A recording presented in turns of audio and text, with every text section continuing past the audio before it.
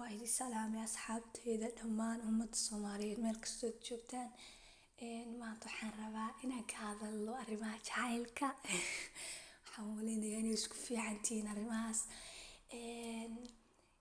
Hal qodob baan rabaa inaan maanta ka hadlo oon kor istaago oo bulshadeena oo dhan saqiir iyo kabiir ay isku raacsan yihiin laakiin aad xaqiiqada uga fog.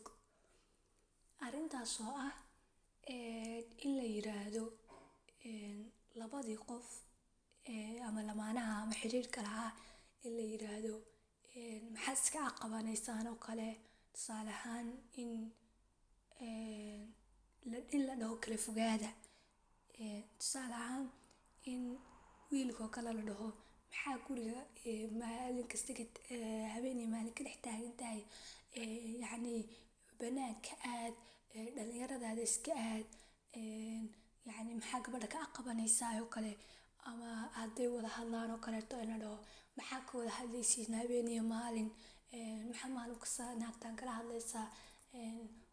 Yacni in la kala fogaado jacaylka yacni ku siyaadayo oo kaleeto, qofka kuu xiisaya haddaa ka fogaatid oo kaleeto.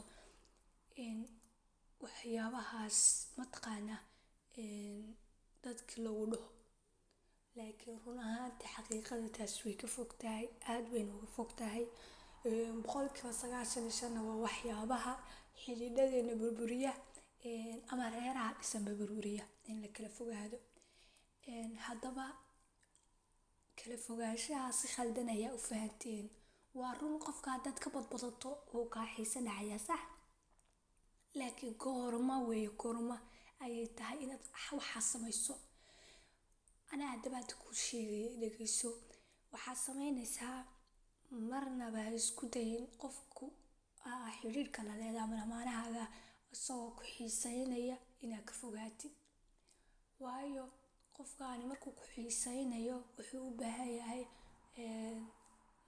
macquul inaa la hadashid oo kaleeto, macquul inuu ku arko oo kaleeto xiisaynaya, macquul yacni inaa qofkaan isku soo dhawaataan u xiisaynaya sax.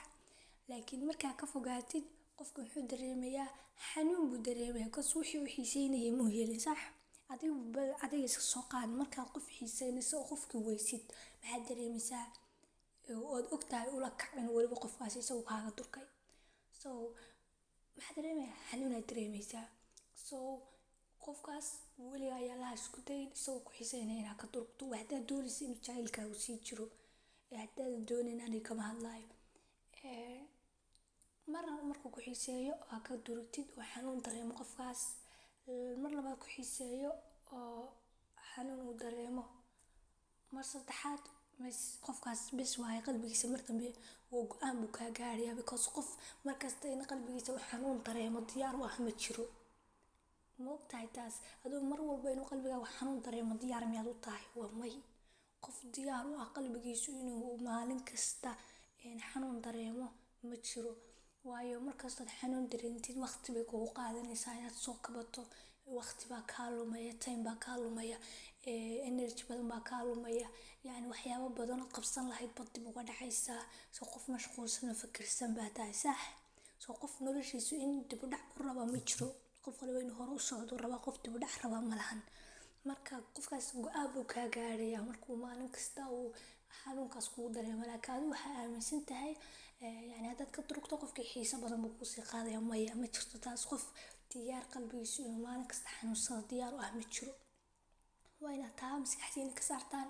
Idinkoo dhan ayaa taa aaminsan laakiin waa xaqiiqada ka fog.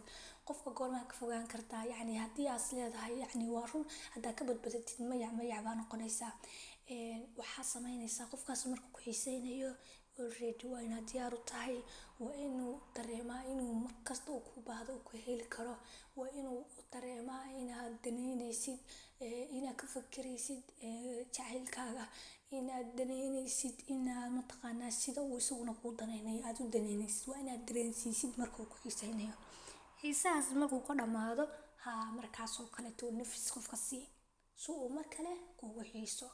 Laakiin asoo ku xiisaynaya haddaad ka tagtid oo haddana hadhow cudur daaratid qofkii xiisihii ka dhamaaday aad kusoo laabatid, haddana mar labaad qofkii ku xiisaynaya ka tagtid may taas waxay keenaysaa qofkaas inuu xanuun dareemo kadibna uu go'aankaa gaaro halkaan jacaylkaa kusoo afjarmo.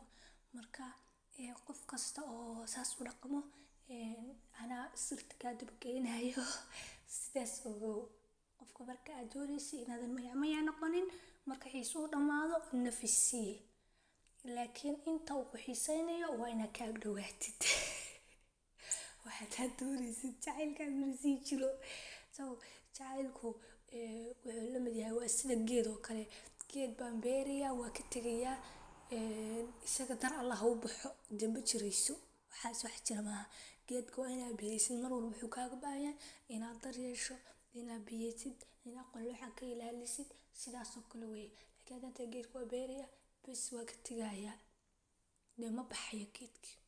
Marka waa salaamaya.